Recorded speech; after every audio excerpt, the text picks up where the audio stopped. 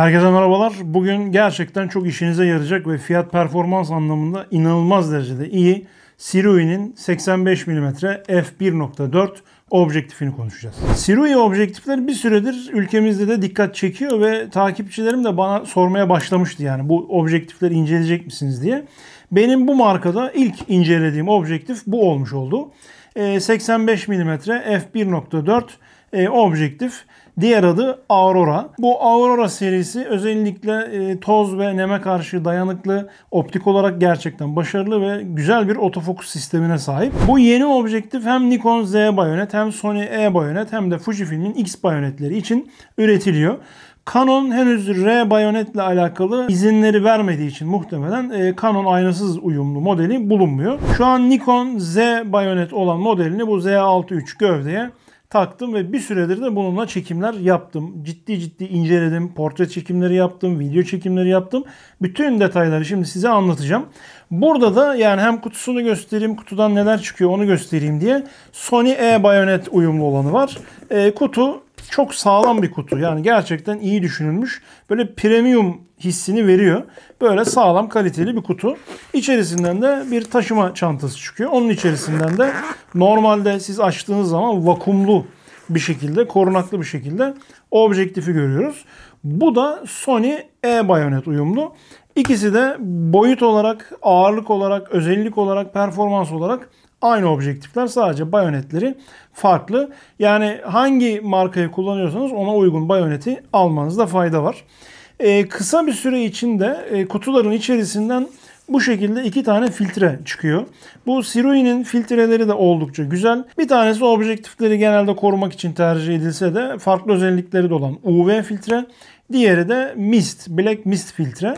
Özellikle portre çekimlerinde bu black mist filtre çok işe yarıyor. Birazdan da bu mist filtreyle çektiğim örnekleri göstereceğim size. Şimdi biraz objektifin fiziksel özelliklerinden bahsedelim. Sonra da dışarıya çıkacağız ve birlikte çekim yapacağız. Şimdi objektif gördüğünüz gibi gayet küçük boyutlarda ve zaten sadece 540 gram bir objektif. Rakiplerine göre, özellikle f1.4 diyafram açıklığındaki diğer rakiplerine göre hafif diyebiliriz. Objektifin filtre çapı da zaten 67 mm. Genelde bunlar böyle 77-72 mm falan oluyor. Daha geniş oluyor. Burada 67 mm'ye rağmen f1.4 diyafram açıklığını sağlamışlar. Güzel bir parasoleyi var. Bunu ters çevirip şu şekilde taktığınız zaman yerine oturup gayet güzel ve şık bir görüntü sağlıyor ve makinenin üzerinde de gayet güzel duruyor. Hem de ön camı korumuş oluyorsunuz. Işık kırılmalarının da önüne geçmiş oluyorsunuz. Objektifin bayonet kısmı metal yapıda oldukça sağlam ve burada bir USB-C girişi var. USB-C girişi bildiğiniz gibi objektiflerde güncelleme işine yarıyor.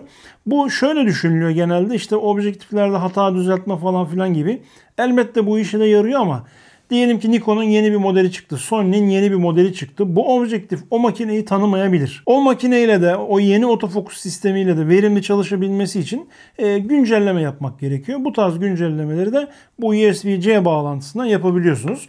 Şurada bir conta var. Dolayısıyla gövdeye objektifi bağladığınız zaman buradan su sızmasının önüne geçiyorsunuz. Toza ve neme karşı, su sıçramalarına karşı dayanıklı bir objektif. Yağmurda, çiseleme altında, böyle çok şiddetli olmayan yağmurlarda kullanabilirsiniz. Bu conta da onu gösteriyor. Yine bu kısımlarda da contayla korunuyor. Objektifin diğer güzel, hoşuma giden tarafı bir diyafram bileziğiyle geliyor olması. Özellikle video işlerinde bu gerçekten çok iyi oluyor ve pozlamanızı daha profesyonel bir şekilde kontrol edebiliyorsunuz. Bunu çok akıcı yapmak için şöyle sessiz bir diyafram halkası tercih edilmiş ama şuradan isterseniz bunu tırtıklı bir şekilde bakın yapabiliyorsunuz. Yani fotoğraf çekerken kemikli bir şekilde geçişleri algılayıp pozlamanızı böyle düzeltebilirsiniz ya da alan derinliğinizi kontrol edebilirsiniz. Veya tamamen sessiz bir şekilde videoda bunu kullanabilirsiniz. Çünkü videoda titreşim olur. Diğer tarafında AF, MF düğmesi var ve bir de pozlama kilidi için kullanılmış olan bir AEL kilidi düğmesi var. Bu aynı zamanda hem Sony makinelerde hem Nikon makinelerde özel bir tuş olarak da bunu kullanabiliyorsunuz. Yani buraya başka fonksiyonları da menüden, makinenin menüsünden atayabiliyorsunuz. Tozlama kilidini kullanmak bence daha avantajlı. Çünkü objektifi hafif çevirmek isteyebilirsiniz. Ters ışıkta farklı çekimler yapmak isteyebilirsiniz. Bu pozlama kilidiyle çok başarılı bir şekilde bunları yapabiliyorsunuz. Onun haricinde de burada bir manuel netleme halkası var. Objektifi manuel aldığınız zaman buradan manuel fokusu yapabiliyorsunuz. Bu arada çok ilginç olan ve çok güzel bir nokta var. O da 15 bıçaklı bir diyaframa sahip olması. Genelde objektifler 9 bıçaklı, 7 bıçaklı oluyorlar. Ama burada 15 bıçak kullanılmış. Bu sayede daha yumuşak bokehler elde edilebiliyor. 15 bıçaklı bir diyafram halkası gerçekten keyifli ve güzel görünüyor. Bu diğer objektiflerden Sirio objektifi ayıran en önemli özelliklerden bir tanesi. Nikon'da nasıl duruyor onu da göstereyim. Bakın şu şekilde ön merceği oldukça güzel. Çok güzel kaplamalar var bu arada. Kaplamaları hemen şuraya yazıyorum. Çok fazla detayına girmek istemiyorum. Oradan okursunuz. Bu kaplamalar sayesinde optik performans arttırılmış. Özellikle ön kısımdaki flor kaplama sayesinde işte parmak izi, toz, ne bileyim su damlaları, su lekeleri gibi şeyler objektifin üzerinde kalmıyor. Bunu böyle bir hava pompasıyla bile suyu ve tozu hemen itebiliyorsunuz. Silerek de parmak izlerinden, yağ lekelerinden çok çabuk kurtulabiliyorsunuz. Bu kaplama gerçekten artık objektiflerde bence standart olmalı ve Sirio da bunu kullanmış. Şöyle burada da parasoleyi şu şekilde tekrar takayım. Bakın objektifin üzerinde ne kadar güzel görünüyor. Derli toplu. Çok rahat kullanıyorsunuz. Objektif hafif olduğu için de çok uzun süre elinizde makineyi kullanabiliyorsunuz ve portre çekebiliyorsunuz. Bu yönüyle gerçekten avantajlı. Tabii ben sürekli portre diyorum ama bu objektifle gayet güzel manzara çekimleri de yapabilirsiniz. Kadrajı dar kullanıp. Az ışıklı ortamlarda video çekimlerinde çok etkili. Perspektif sıkıştırması sağlayıp işte kafe gibi, ürün tanıtım çekimleri gibi farklı şeylerde o perspektif etkisi sağlama adına az ışıkta tamamen güzel bir fonda, yani flu bir fonda çekim yapmak için, alan derinliğini olabildiğince kısaltmak için, dar tutmak için bu objektifleri tercih edebilirsiniz. O zaman şimdi çıkalım, dışarıda çekim yapalım ve sahada bu objektifi kullanıp onun üzerine yorum yapalım.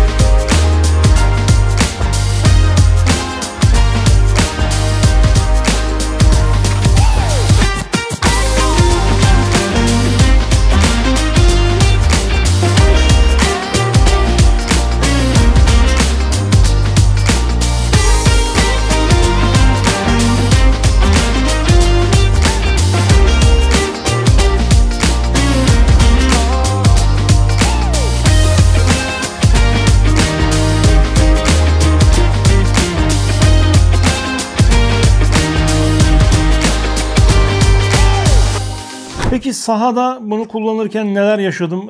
Artıları eksileri var mı? Biraz onlara değinmek istiyorum. Yani ben Nikon gövdeyle daha çok çekim yaptım. Özellikle Z bayonet özelinde. Sony gövdeyle de çekim yaptım tabii ki. İkisi için de geçerli olarak şunu söyleyebilirim. Objektif tamamen sessiz çalışıyor. Yani bakın şu an makineyi açtım. Bakın netlemeyi yapıyor şu anda.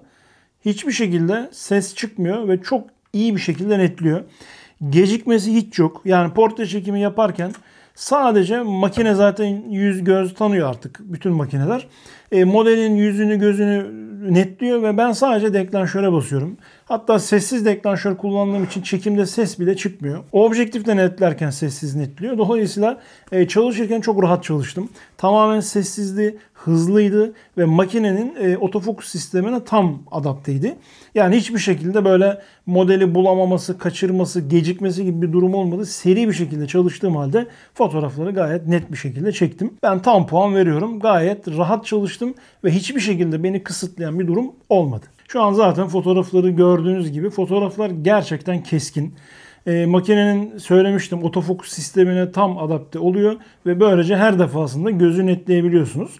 Özellikle f1.4 gibi diyafram değerlerinde çektiğim zaman göz net oluyor ama bazen yüzün bazı bölümleri bile net olmayabiliyor. O kadar güzel bir sığ alan derinliği sağlıyor size.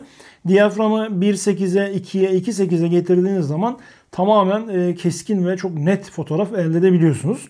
Yani burada biraz ihtiyaçlara göre diyaframı esnek bir şekilde kullanabiliyorsunuz. 1.4'e kadar inebiliyor olmak ve f1.4 değerinde bile çok keskin fotoğraf alabiliyor olmak oldukça güzel. Renkler zaten çok düzgündür. Renkleri zaten görüyorsunuz. Şu an bu ilk örnekleri gösterdiğim fotoğraflarda hiçbir düzenleme yapmadım. Yani hiç sıfır düzenleme. Çektiğim gibi şu anda size gösteriyorum. Düzenlenmiş hallerini arada zaten görüyorsunuz. Fotoğrafı işlediğiniz zaman fotoğraf zaten bambaşka bir seviyeye geliyor. Ham halleriyle bile bu kadar iyi sonuçlar alıyorsunuz. Uçtan uca keskin, fonu istediğiniz gibi flu yapabiliyorsunuz. Özellikle boydan yaptığım çekimlerde her ne kadar fona yakın olsa bile gayet güzel bir fluluk elde edilebiliyor. Hele hele biraz böyle bokeh oluşturacak ağaçları ve bir doğayı arkanıza aldığınız zaman çok daha güzel sonuçlar elde ediyorsunuz.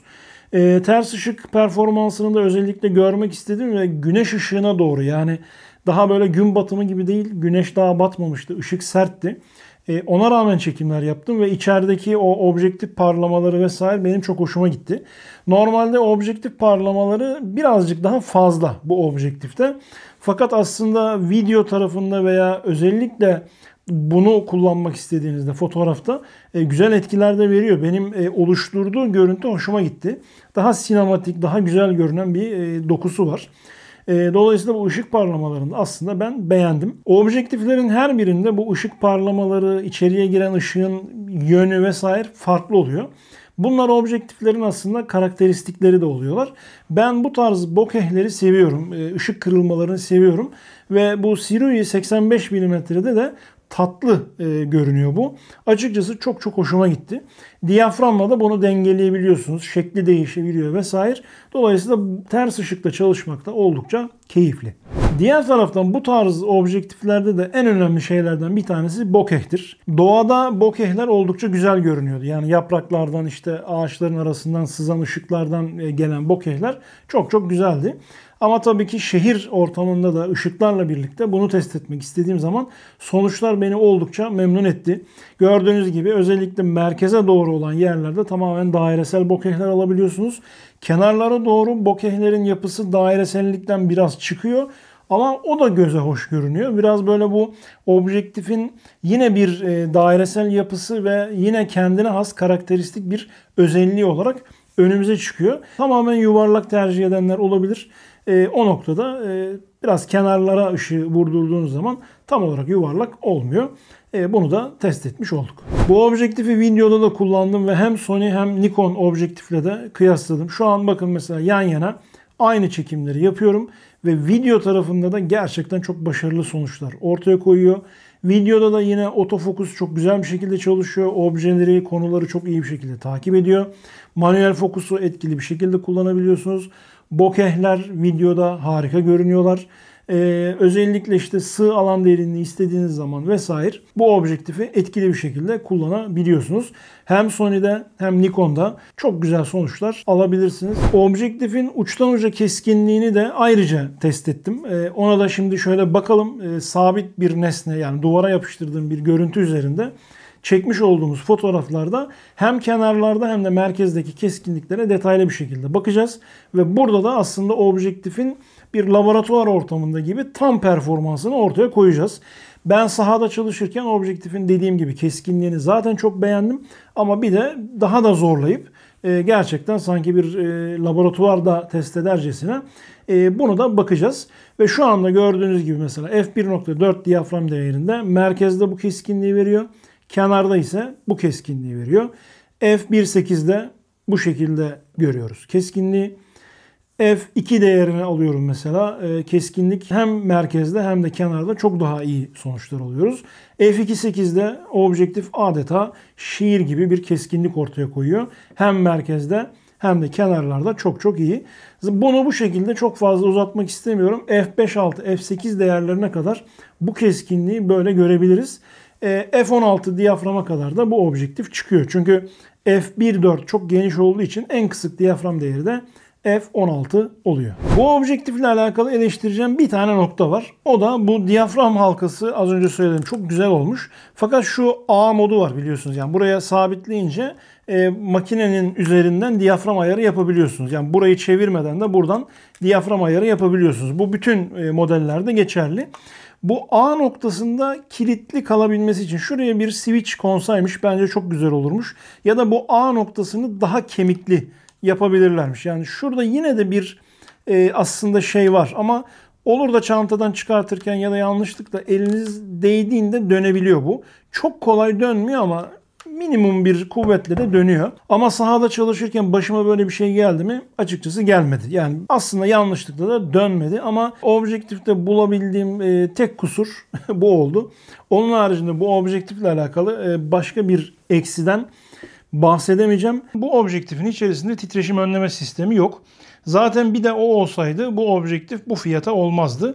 O yüzden bence bu objektifin bir dezavantajı değil, fiyat noktasında fiyat performans ürünü ortaya konmak istendiği için bence bir avantaj. Ama hani bunu da söylemeden geçmek olmaz. Nikon gövdelerde ve Sony gövdelerde gövde içi titreşim önleme sistemi bu objektifle çalışıyor. Zaten fiyatı çok uygun. Yani bu objektif şu anda 20.000 TL civarında. 19.000 küsüre satılıyor. O yüzden fiyatına göre düşündüğünüz zaman harikulade bir objektif. Şimdi zaten ürünleri biraz böyle fiyatlarına göre, bulundukları sınıfa göre değerlendirmek lazım. Normalde bu objektif fiyat performans ürünü bir objektif. Ama şunu çok net söyleyeyim. Fiyat performans objektifi gibi üretilmemiş. Adeta profesyonel bir portre objektifi gibi üretilmiş. Çok kaliteli ve üst seviye premium bir objektif hissini size veriyor. Sirui objektifleri Türkiye'ye Tez Elektronik getiriyor. Distribütörleri Tez Elektronik. Doğrudan Tez Elektronik'ten tabii ki alamıyorsunuz distribütör oldukları için ama şu anda bayilerde bu objektifleri bulabiliyorsunuz, satın alabiliyorsunuz ve dediğim gibi fiyatı da 20.000 TL bandında. Bu Sirui filtreler 67 mm çapında. Zaten bu objektif için, bu objektifin kutusunda geldiğinden dolayı doğrudan buna uyumlu. Şu an mesela modelle çalışırken gördüğünüz gibi Black Mist filtreyi taktım ve bunun etkisi bir anda bambaşka bir seviyeye getiriyor. Daha yumuşak, daha soft görüntüler alıyorsunuz ve özellikle güzellik açısından portrelerde daha yumuşak olması, keskinliği biraz düşürüp ışıkları böyle biraz dağıtması gerçekten göze daha hoş görünen, daha güzel görünen portreler çekmenizi sağlıyor. O yüzden de bu Black Mist filtreyi keyifle kullanacağınızı düşünüyorum. Belli sayıda paket içerisinde çıkacağı için biraz elinizi çabuk tutmanızı ve bunu bu şekilde değerlendirmenizi tavsiye ederim. Hazır bunlar çıkıyorken, çünkü muhtemelen bundan sonra gelecek ürünlerde kutu içerisinden bu Black Mist filtreler çıkmayacak. Az sayıda gelmiş, sayısını bilmiyorum. Elinizi çabuk tutmanızı sadece tavsiye ediyorum. Zaten bu fiyata bu objektifleri bence kaçırmayın. Dediğim gibi performansları da ortada. Test ettim, onayladım. Evet, durum vaziyet böyle. Bugün sizlerle Sirui'nin yeni çıkartmış olduğu Aurora 85 mm f1.4 objektifleri konuştuk. Umarım bu video sizler için faydalı olmuştur. Umarım videoyu beğenmişsinizdir. Videoyu beğendiyseniz kanala abone olmayı, videoyu beğenmeyi ve paylaşmayı unutmayın. Sonraki videolarda görüşünceye dek sağlıcakla kalın. Kendinize iyi bakın.